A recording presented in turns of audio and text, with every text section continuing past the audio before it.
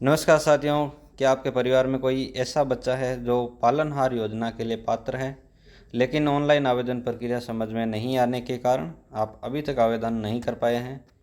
क्या आपको भी ये समस्या आ रही है कि एसएसओ लॉगिन कैसे करना है, आधार सत्यापन में क्या करना है, बच्चे को कैसे जोड़ना है, फाइनल सबमिट कब करना है और आवेदन में गलती होने पर उसे कैसे सुधारना है? तो आज की वीडियो आपके लिए बहुत महत्वपूर्ण होने वाली है, क्योंकि आज हम पालनहार योजना के ऑनलाइन आवेदन की पूरी प्रक्रिया को शुरू से लेकर अंतिम सबमिट तक स्टेप बाय स्टेप समझेंगे।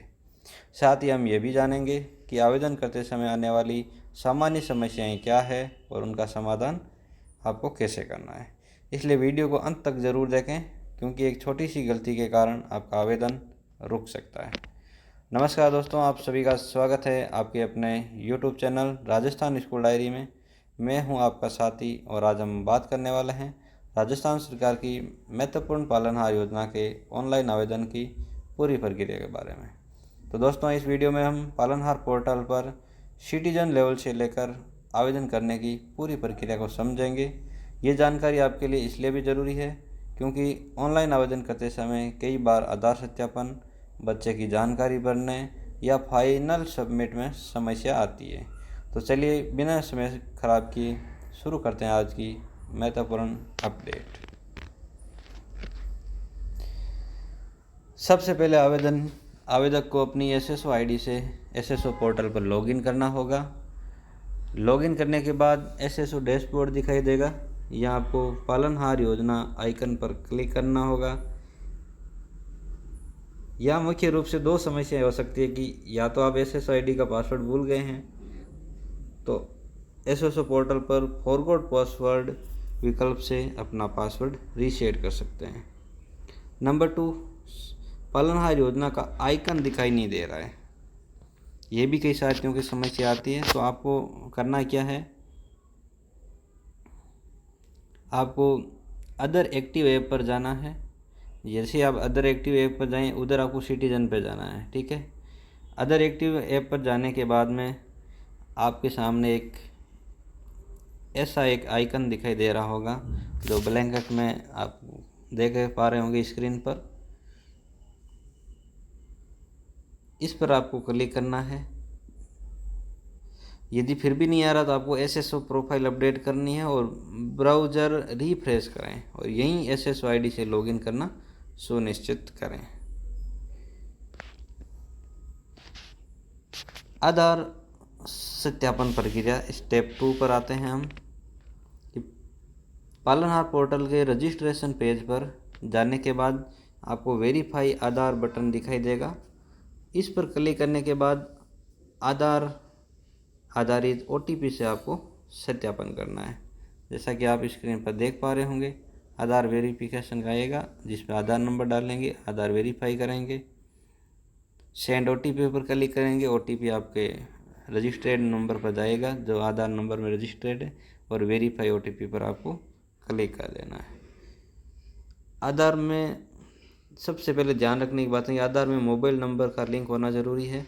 ओटीपी सही समय पर आपको दर्ज करना है। अगर ओटीपी नहीं आ रहा है तो क्या करें कि मोबाइल नेटवर्क जांचें, कुछ समय बाद दोबारा प्रयास करें। आधार में मोबाइल नंबर अपडेट नहीं है तो पहले वो अपडेट ज़रूर करवा लें।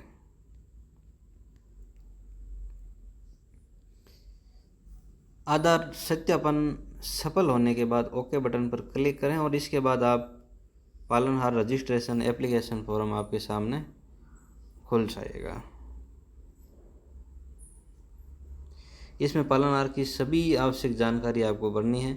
जानकारी भरते समय ध्यान रखें कि नाम सही तरीके से भरें, पता सही भरें, बैंक संबंधित जानकारी सही से दर्ज करें। सभी अनिवार्य वाले कॉलम जरूर भरें जिन पर स्टार अंकित है, वो आपको ज़रूर भरना है। जैसे कि मदर नेम है, पिता का नाम है, शैक्षणिक योग्यता है, रीजनल है, रिलीजन है, तलाकशुदा, विधवा, परित्यक्ता महिला, पेंशनभोगी, वार्षिक इनकम, वैवाहिक स्थिति, आर्थिक वर्ग, जाति वर्ग, ये सारा कुछ भरना है आपको। फ़ोटो, लिंग, माँ का नाम, जन्म तिथि, जिन पर स्टार मार्क है। स्पेशलिटी एबलेट, विशेष योग्यजन, सिलिकोसिस है या नहीं है, व्यवसाय कौन सा है, ये सारी चीज़ें आपको इसमें ऐड करनी है, भरनी है। अगर फॉर्म सेव नहीं हो रहा है तो आपको क्या करना है कि सभी रिक्वायर्ड फील्ड जांच लें, गलत फॉर्मेट में जानकारी न भरें और इंटरनेट कनेक्शन अपना ज़रूर सही रखें। इसमें आपको ग्राम पंचायत है, डिस्ट्रिक्ट, महत्वपूर्ण स्थान चिन्ह, घर, बिल्डिंग, तहसील, डाक खाना, अपना करंट एड्रेस यदि ऊपर से अलग है तो आपको उसको भरना है, नहीं तो इसको नहीं कर देना है। लोकसभा क्षेत्र कौन सा है आपका और विधानसभा क्षेत्र कौन सा है, बैंक खाता, बैंक संबंधी डिटेल पूरी, मूल निवास जारी करने वाला जिला, मूल निवास जारी करने वाली तहसील, फिर आपको अपना मूल निवास प्रमाण पत्र या मतदाता पहचान पत्र या राशन कार्ड, तीनों में से एक आपको अपलोड करना है और सबमिट कर देना है। सबमिट करने के बाद में आपके पास सक्सेसफुली का मैसेज आ जाएगा, जो कि आप स्क्रीन पर देख रहे हैं। Your Palanhar registration information has been saved successfully, please add children to complete the application. अब आवेदन में बच्चे को जोड़ना होगा। इसके लिए ऐड चाइल्ड बटन पर आपको क्लिक करना है। इसके बाद बच्चे का आधार नंबर दर्ज करके वैलिडेट बटन पर क्लिक करना है। यहाँ पर बच्चे का भी आधार नंबर आपको वैलिड करना है। इसके बाद आधार ऑथेंटिकेशन का विकल्प आएगा, या फिंगरप्रिंट लगाएं या OTP के माध्यम से सत्यापन करें। ऑथेंटिकेशन के बाद में ऐड चाइल्ड का ऑप्शन आपके सामने खुल जाएगा।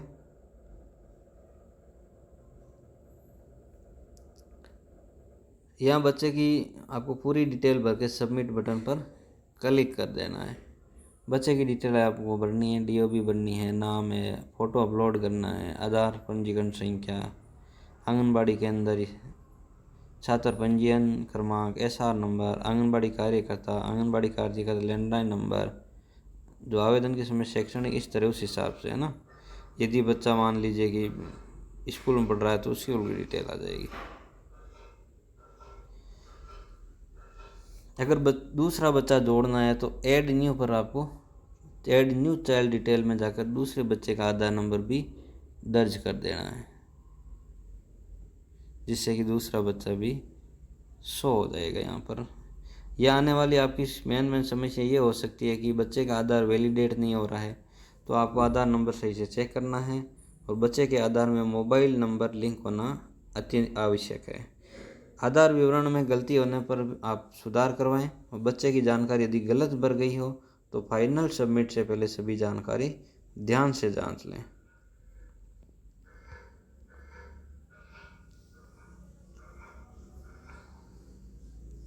अब आवेदन डैशबोर्ड में जाएं और एप्लीकेशन व्यू पर क्लिक करें। एप्लीकेशन व्यू पर क्लिक करें। सभी जानकारी जांचने के बाद आपको फाइनल सबमिट पर क्लिक करना है। फाइनल सबमिट करने के बाद आवेदन BSSO को फॉरवर्ड हो जाएगा और एप्लीकेशन नंबर आपको जनरेट हो जाएंगे। जैसा कि आप स्क्रीन पर देख रहे होंगे, इस तरह आपके एप्लीकेशन ID जनरेट हो जाएगी, जिससे आप हर बार चेक भी कर सकते हो भी कहाँ तक आपके बिल वगैरह बने या नहीं बने। फाइनल सबमिट करने से पहले आप नाम जांचें, आधार नंबर जांचें, बच्चे की जानकारी जांचें और बैंक विवरण भी जांच लें, क्योंकि सबमिट के बाद बदलाव करना बहुत कठिन होगा। तो दोस्तों, आज हमने जाना कि पालनहार योजना में ऑनलाइन आवेदन कैसे किया जाता है। हमने देखा SSO लॉगिन प्रक्रिया, आधार सत्यापन, रजिस्ट्रेशन फॉर्म भरना, बच्चे को ऐड करना और फाइनल सबमिट करना, और साथ ही ये भी जाना कि आवेदन करते समय आने वाली समस्याओं का समाधान कैसे करें।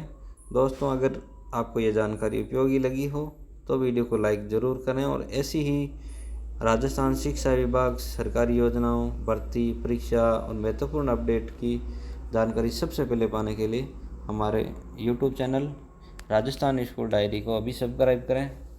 अगर आपका कोई सवाल है तो कमेंट बॉक्स में ज़रूर लिखें। आपका एक कमेंट हमें बेहतर जानकारी देने के लिए प्रेरित करता है। मिलते हैं अगली महत्वपूर्ण जानकारी के साथ। तब तक के लिए धन्यवाद। जय हिंद, जय जय राजा।